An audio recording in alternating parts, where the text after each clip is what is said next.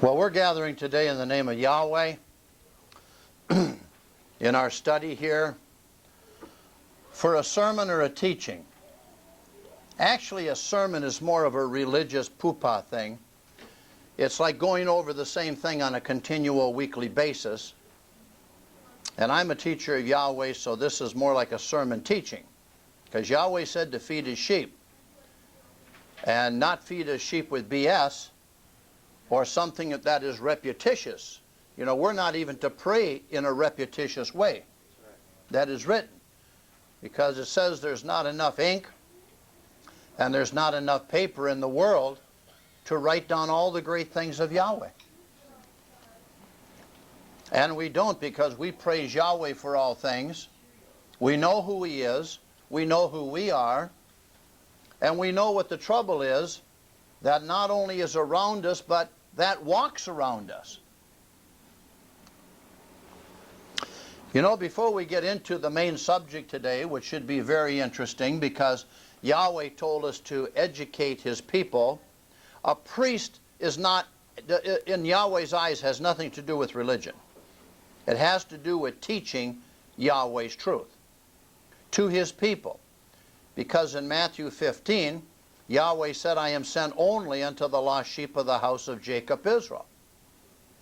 He commanded his disciples in Matthew chapter 10, go only to the lost sheep of the house of Jacob Israel. Now, what part of only don't people understand? But you see, in religion,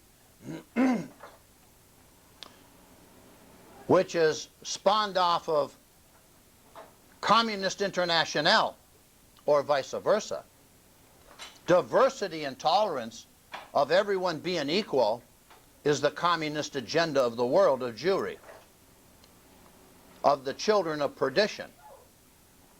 This is very important. Very important indeed.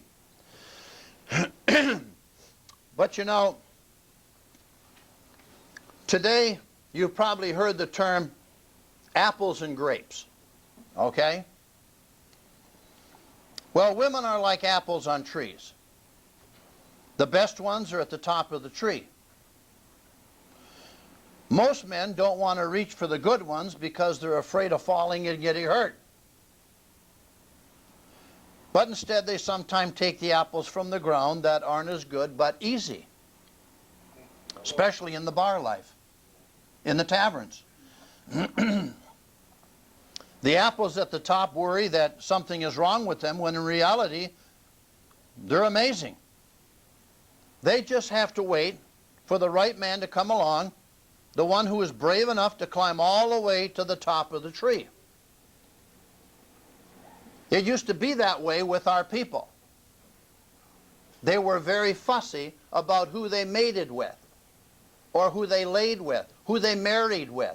Their parents were extremely involved in any type of relationship that their daughter was going to get into.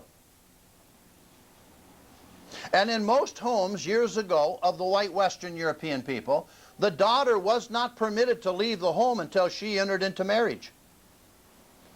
Because that home and her father were still her protection.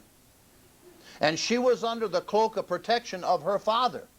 She wasn't cast out on the street to the wolves and to be susceptible to violence and rape and mayhem and abuse. So you see, under the law of Yahweh, the son, the firstborn son, is the inheritor. Is this correct? And he inherits the land. But the daughters also had a blessing.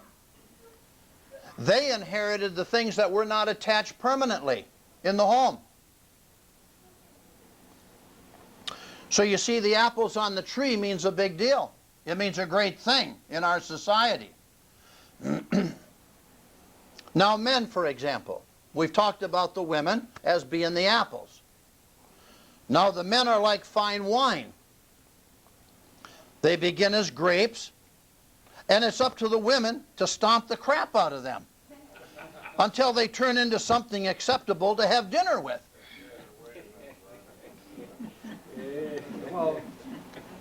Now, I want you to think about that. Until they are acceptable to have dinner with, and to act accordingly without saying that F word every 3 words into a sentence, or being vulgar and stinky, not taking a shower, or changing your clothes, or wearing a beard like a vagrant. Not that people who have beards are vagrants, but most of them don't keep them up anyway. So you see, that's the story of the apple and the grapes.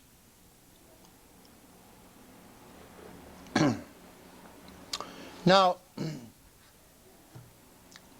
we have a study today in the name of Yahweh, and we praise His great and wonderful name. And we thank Yahweh for joining us, for He said, when 2 or more gather and speak His name, He is among us. Is this correct? Yep. Our Father not only hears all and sees all, but He knows all. Is this correct? Right. He said, through His prophets, I know every hair on your head, or I know of every hair that was on your head, for those that are lacking a few. Our Father Yahweh is all-knowing. This is very important, because a lot of people think, well, He won't see me. I'll just have this little side dish of stuff over here that I'm not supposed to partake in, and He won't see me. Or you'll say, well, I wonder if, you know, we should ask ourselves questions. Number 1, will Yahweh be proud of what I'm going to say, which comes out of my mouth? Will it be acceptable to Him? And will I please Him in doing so? Now, there's not too many people pleasing Yahweh with the profanity that's being spoken in the streets of America today. Most young people need their faces slapped about every 10 minutes. And then they need a size 10.5 to 12 right in the backside. Because in their own language, they show and prove themselves to be vulgar and immoral. Did you know at one time in America that if you were caught spitting on the sidewalk, you were arrested? Did you know that was a white man's law and a white woman's law? They used to put little iron things in the sidewalks. Do not spit on the sidewalks. Because of the uncleanliness, all right, that it presents, because people could step in it. It could be part of a disease that someone had, and they could trample it right into their house. Now I want you to think about these things. I see people walk around coughing up stuff all the time and chucking it out, or holding one side of their nose and letting a stream go down on the ground. Absolutely repulsive. How many people today even take the time to have a handkerchief in their pocket that you could blow your nose or spit into without having to defile yourself and putting that out in public? We have lost our way, O Israel. We have walked away from the edicts of Yahweh our Father, and we are suffering a terrible penalty in all aspects of our society. We have taken on the way of the heathen and the pagan, who cares not for Yahweh or anything that's good, clean, moral, righteous. I'm not talking about having to be holier than thou. I'm talking about common sense.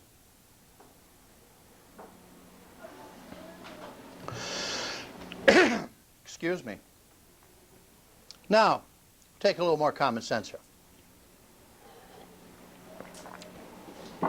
A lot of people say, well, you know, that James Wickstrom or Pastor Wickstrom, he's too hard. No, I'm not too hard. It's that you don't want to change from your wicked way.